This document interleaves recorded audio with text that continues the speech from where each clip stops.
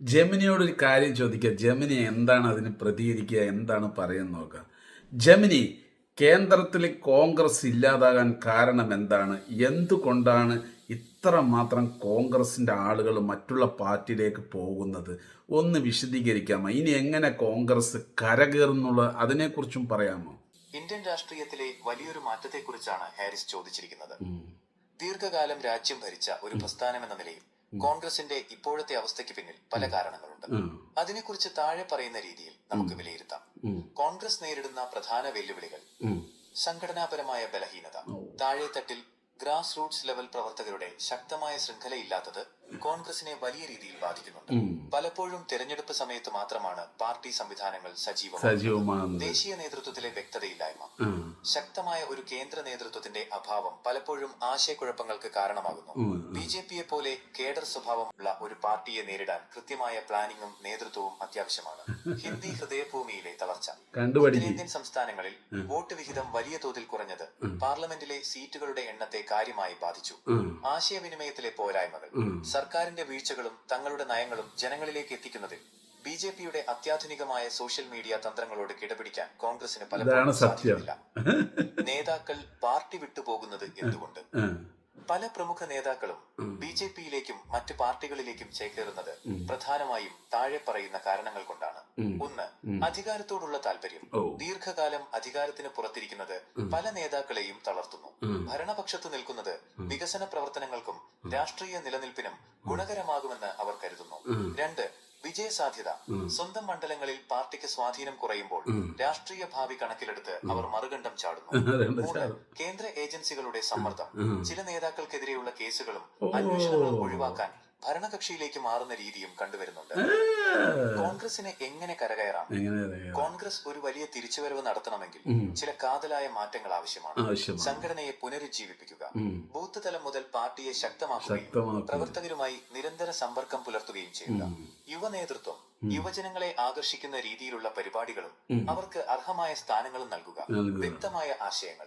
ബി.ജെ.പിയുടെ രാഷ്ട്രീയത്തെ നേരിടാൻ കൃത്യമായ ബദൽ വികസന നയങ്ങളും രാഷ്ട്രീയ നിലപാടും ജനങ്ങൾക്ക് മുന്നിൽ അവതരിപ്പിക്കുക. ഭാരത് ജോഡോ യാത്ര പോലുള്ള ജനസമ്പർക്ക പരിപാടികൾ ഇതിന് നല്ലൊരു ഉദാഹരണമാണ്. ഐക്യം. പാർട്ടിക്കുള്ളിലെ ആഭ്യന്തര കലഹങ്ങൾ അവസാനിപ്പിച്ച് ഒറ്റക്കെട്ടായി നീങ്ങുക. ഹാരിസ് ഒരു സോഷ്യൽ മീഡിയ വർക്കർ ആയതുകൊണ്ട് തന്നെ അപ്പോൾ എനിക്ക് കോൺഗ്രസ്സുകാരോട് എല്ലാരോടും ഈ വീഡിയോ കാണുകയാണെങ്കിൽ പറയാനുള്ളത്, നിങ്ങൾ തീർച്ചയായിട്ടും ഉണർന്ന് പ്രവർത്തിക്കാനുണ്ട്. അല്ലെങ്കിൽ കേരളം അടക്കം ബി.ജെ.പി തന്നെ കൊണ്ടുപോകും. അതിലൊരു മാറ്റവുമില്ല.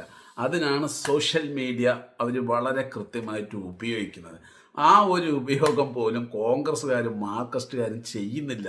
എത്ര മനോഹരമായിട്ടാണ് അവർ ഈ സോഷ്യൽ മീഡിയയിലൂടെ ആളുകളെ ഒന്നിപ്പിക്കണം നോക്ക്.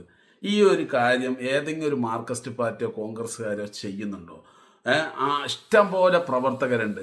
പക്ഷെ ഒരു പോസ്റ്റർ എന്ത് വിഷയമായിക്കോട്ടെ, അത് ബി.ജെ.പിക്കെതിരെ വരുന്നു, ആ വിഷയം എന്തെങ്കിലുമൊക്കെ വരുമ്പോൾ അത് ബി.ജെ.പിയെ ബാധിക്കുന്നു എന്ന് തോന്നുമ്പോൾ എല്ലാവരും കൂടെ ചേർന്ന് അതിനെ പ്രതിരോധിക്കുന്നു, ആക്രമിക്കുന്നു ആ പോസ്റ്റ് ഇട്ട വ്യക്തികളെ. പക്ഷെ ഇവിടെ കോൺഗ്രസ്സുകാരുടെ അഡ്രസ്സും ഇല്ല, ഒരു പോസ്റ്റ് അവർക്കെതിരെ ട്രോളി ചെയ്യുക, അല്ലെങ്കിൽ മാർക്സിസ്റ്റ് പാർട്ടിക്കാരുടെ സഖാക്കളെയും കാണുന്നില്ല.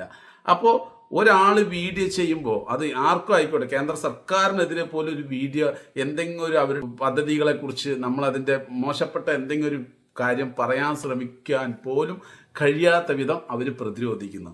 അവർ ഒന്നിപ്പിക്കാൻ വേണ്ടിയിട്ട് അതിനനുസരിച്ചുള്ള പ്രവർത്തനങ്ങൾ ചെയ്തുകൊണ്ടിരിക്കുന്നു. ഇതൊന്നും കോൺഗ്രസ്സുകാരനെ കൊണ്ട് കഴിയത്തില്ല, മാർക്സിസ്റ്റ് പാർട്ടിക്കാരെ കൊണ്ട് കഴിയില്ല. ഇനി എങ്ങനെ ഇതിന് ചെയ്യാം?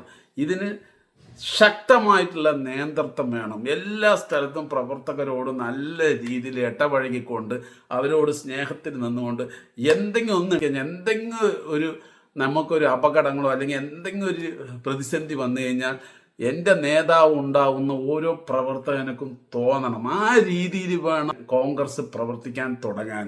അല്ലെങ്കിൽ മക്കളെ അഡ്രസ് ഇല്ലാതായി പോകും. കാരണം അത്ര മാത്രമാണ് അവരുടെ പ്രവർത്തനം ഇതിനകത്ത് ഞാൻ കണ്ടുവന്നുകൊണ്ടിരിക്കുന്നത്. ചിന്തിക്കുക, എങ്ങനെ ഇതിനെ നമുക്ക് കരകയറുക? ഇത് തമ്മിലടിയാണ്, എപ്പോഴും തമ്മിലടി. നല്ല നേതൃത്വം കൊണ്ടുവരിക, വളരെ കൃത്യമായി താഴെത്തട്ട് മുതൽ ഇനി മുകളിൽ വരെ ഉള്ള എല്ലാ കാര്യങ്ങളും നിരീക്ഷിച്ചുകൊണ്ട് എവിടെ ചെയ്യണം. ചാരിറ്റികൾ ചെയ്യുക, ഒരുപാട് ആൾക്കാരെ സഹായിക്കുക. കോൺഗ്രസ്സുകാരുടെ ഒരുപാട് മെമ്പർമാരുണ്ട്. അവരെല്ലാം കൂട്ടിക്കൊണ്ട് എന്ത് ചെയ്യുക, ചെറിയൊരു പിരിവെടുത്തിട്ട് എല്ലാ സ്ഥലത്തിനും ആളുകളെ സാമ്പത്തികമായിട്ട് സഹായിക്കുക. അതിന് രോഗം വന്നിട്ടാണെങ്കിലും ശരി, ഏത് രീതിയിലാണെങ്കിലും ശരി.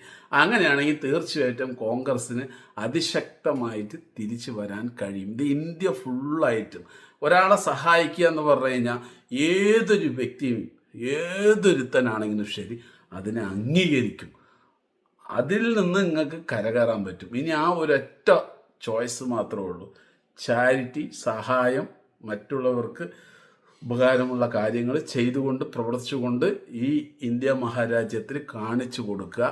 ഞങ്ങളുടെ കയ്യിൽ ഭരണം കിട്ടിക്കഴിഞ്ഞാൽ ഞങ്ങളെ കൊണ്ട് ഒരുപാട് മനുഷ്യർ രക്ഷപ്പെടുന്നുള്ളത് ഇവിടുത്തെ ഓരോ ഇന്ത്യൻ പൗരനും കോൺഗ്രസ് വന്നു കഴിഞ്ഞാൽ ഞങ്ങൾക്കതൊരു ഉപകാരപ്പെടും, ഞങ്ങൾക്ക് ഉപകാരമാവും, ഞങ്ങൾക്ക് കടമില്ലാതെ ജീവിക്കാൻ പറ്റും, ഞങ്ങൾക്ക് രോഗം വന്നു കഴിഞ്ഞാൽ കൃത്യമായിട്ട് കോൺഗ്രസിൻ്റെ നേതൃത്വം ഉണ്ടെങ്കിൽ ഞങ്ങൾക്ക് അതിനെ പ്രതിരോധിക്കാൻ പറ്റും എന്നൊക്കെ രീതിയിൽ കാണിച്ചു കൊടുക്കുക, ഒരു മാതൃക കാണിച്ചു കൊടുക്കുക. അല്ലെങ്കിൽ അഡ്രസ്സ് ഇല്ലാതായി പോകും. അപ്പോൾ പ്രിയ സുഹൃത്തുക്കളെ, നല്ല രീതിയിൽ എടുത്തിട്ട് നിങ്ങൾ കമൻറ്റിൽ പറയുക നിങ്ങളുടെ അഭിപ്രായം.